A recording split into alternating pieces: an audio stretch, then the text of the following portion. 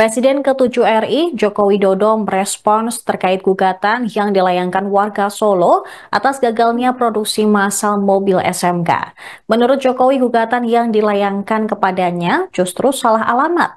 Dia juga menegaskan hanya berperan sebagai pendukung dalam proses produksi mobil tersebut. Informasi selengkapnya akan disampaikan oleh jurnalis Tribun Solo.com, Ahmad Syarifuddin. Silakan rekan Ahmad dengan laporan Anda. Ya, benar rekan Sarah dan Tribuners. Seperti telah diketahui, mantan Presiden Jokowi dituntut oleh salah satu calon pembeli, yakni Aufa Lukman Rea, yang merasa dirugikan karena tidak bisa membeli mobil SMK. Dan Jokowi sendiri mengaku bahwa produksi merupakan hal di luar kewenangannya, dan itu merupakan wilayah di sektor swasta. Ia juga mengaku sudah tidak mengikuti lagi perkembangan mengenai pabrik tersebut, dan ia saat menjabat sebagai Waligita hingga menjadi presiden hanya mendorong bagaimana perusahaan tersebut sebagai produsen dalam negeri itu bisa mendapatkan perizinan yang dibutuhkan. Dan sedangkan terkait dengan masalah produksi, marketing, dan kemudian laku atau tidaknya bukan menjadi urusan dari Presiden ke-7 tersebut. Dan gugatan yang dilayangkan kepadanya menurutnya justru salah alamat, karena seharusnya saat seorang calon pembeli kesulitan membeli suatu produk, maka ia berurusan dengan perusahaan tersebut. Saat menjabat Wali Kota Solo, ia hanya mendorong agar perusahaan tersebut bisa mendapatkan perizinan yang dibutuhkan, seperti misalnya uji emisi, kemudian perizinan-perizinan yang lainnya. Dan ia sendiri juga telah berupaya agar investor yang masuk itu ke perusahaan SMK ini, namun semua tetap bergantung pada pihak investor sendiri. Dan meski begitu, ia tetap menghormati siapapun yang melakukan upaya hukum. Menurutnya upaya hukum ini sebagai hak warga negara yang patut dihormati. Dan sidang perdana akan dilaksanakan pada 24 April 2025 mendatang. Dan ia sendiri belum memutuskan akan datang atau tidak pada sidang perdana tersebut. Begitu rekan Sarah dan Tribuners. Baik, berarti terkait dengan gugatan ini, apa nantinya langkah hukum yang akan diambil oleh Jokowi dan juga tim hukumnya? Ya, dari pihak tim pengacara sendiri belum bisa memberikan langkah spesifik yang nanti yang akan ditempuh. Sejauh ini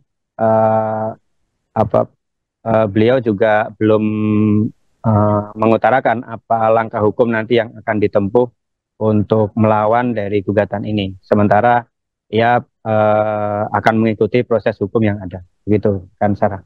Baik, terakhir rekan Ahmad, selain Jokowi juga ada Wapres Maruf Amin dan juga produsen mobil yang turut digugat. Bahkan penggugat ini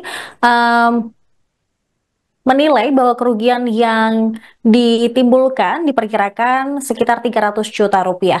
Apakah tadinya Jokowi juga menyinggung adanya nama Ma'ruf Amin yang turut terseret dalam gugatan ini?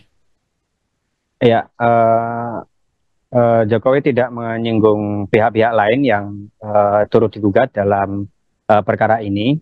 Ia hanya menyampaikan bahwa persoalan laku dan tidak, kemudian produksi dan tidak, itu jauh di luar kewenangannya, karena ia juga melihat bahwa berinvestasi di otomotif itu tentu tidak mudah dan banyak hal yang harus dipertimbangkan, banyak juga faktor yang mempengaruhi bagaimana suatu produk bisa diproduksi secara massal. Begitu rekan Sarah. Baik, terima kasih rekan Ahmad Syarifuddin, jurnalis Tribun Solo atas laporan Anda. Selamat kembali bertugas. Soal gugatan SMK Pak yang di PN Solo Pak. Oh, nanti ditanyakan juga ke pengacara karena sudah kita serahkan semuanya ke pengacara. Artinya ini kan juga kasus lama ya Pak ya? Bukan kasus lama, bukan kasus sebetulnya.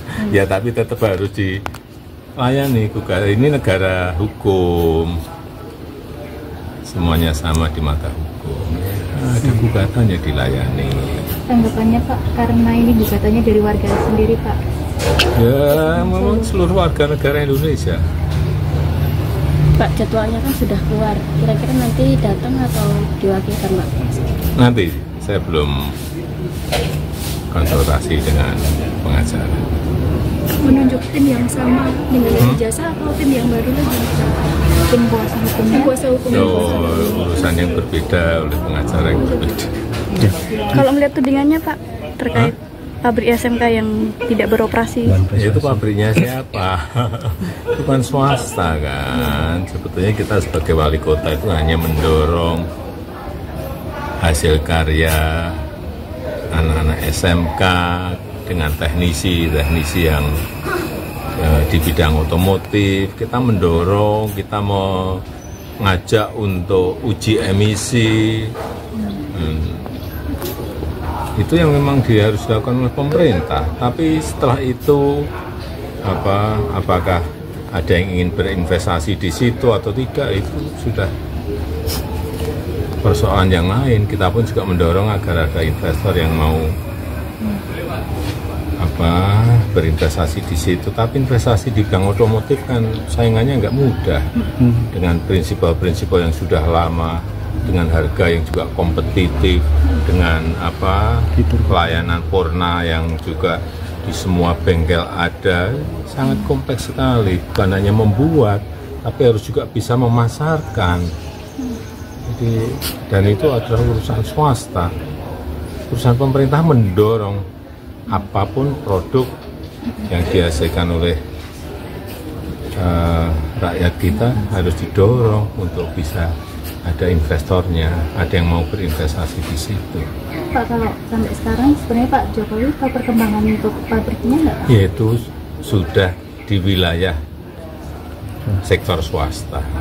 Masa kita ngikuti setiap ya yang sudah